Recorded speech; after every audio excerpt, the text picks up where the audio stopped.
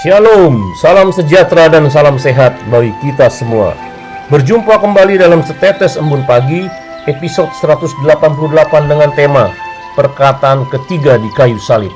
Firman Tuhan diambil dari Yohanes 19 ayat 26 sampai 27 yang berbunyi, ketika Yesus melihat ibunya dan murid yang dikasihinya di sampingnya, berkatalah ia kepada ibunya, "Ibu, inilah anakmu." Kemudian katanya kepada murid-muridnya, "Inilah ibumu."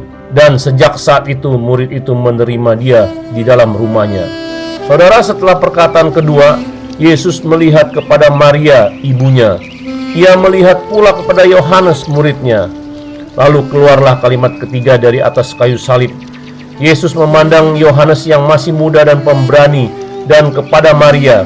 Ia berkata kepada ibunya, "Wanita, inilah anakmu," dalam terjemahan Yunani. Lalu Yesus berkata kepada Yohanes, "Inilah ibumu." Yesus menyebut Maria dengan sebutan wanita, tetapi Yohanes disebutnya sebagai anak. Apa makna perkataan ketiga ini?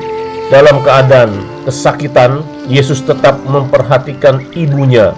Di dalam keluarga, Yesus adalah anak tertua. Setelah Yusuf, ayahnya meninggal, tanggung jawab ekonomi berada di tangan Yesus. Sampai ajalnya menjemput, Yesus tetap memperhatikan kebutuhan ibunya. Ini membuat hati Maria menjadi tenang.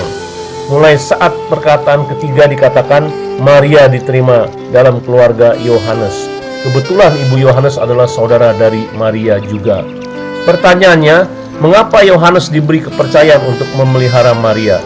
Menurut pendapat Bapak Stephen Tong adalah, pertama, Yohanes adalah murid Kristus yang paling muda dan berpotensi umur paling panjang, paling sehat, dan paling kuat di antara murid-muridnya.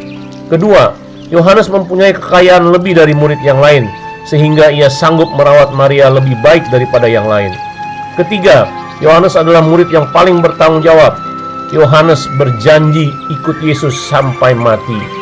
Keempat, Yohanes menyadari akan cinta Kristus kepadanya lebih dalam daripada rasul-rasul lain. Demikianlah begitu kasihnya Yesus kepada ibunya, hingga menjelang ajalnya Yesus bertanggung jawab penuh akan pemeliharaan ibunya.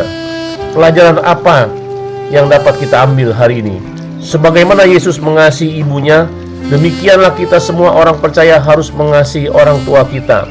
Hukum kelima berkata, hormatilah ayahmu dan ibumu, supaya lanjut umurmu di tanah yang diberikan Tuhan Allahmu kepadamu. Jadi ini sangat penting untuk menghormati orang tua selagi mereka masih hidup. Kalau sudah meninggal, sia-sia penghormatan kita kepada mereka. Tuhan Yesus memberkati. Mari kita berdoa. Terima kasih Tuhan, kami bersyukur kepadamu. Engkau mengajarkan sesuatu pelajaran penting, yaitu menghormati orang tua. Dikala engkau kesakitan menderita di kayu salib, engkau tetap masih memperhatikan Maria. Terima kasih Tuhan untuk teladan-Mu kepada kami. Ajarkan kami untuk memperhatikan orang tua kami sampai akhir hidup kami. Dalam nama Tuhan Yesus, haleluya, amin.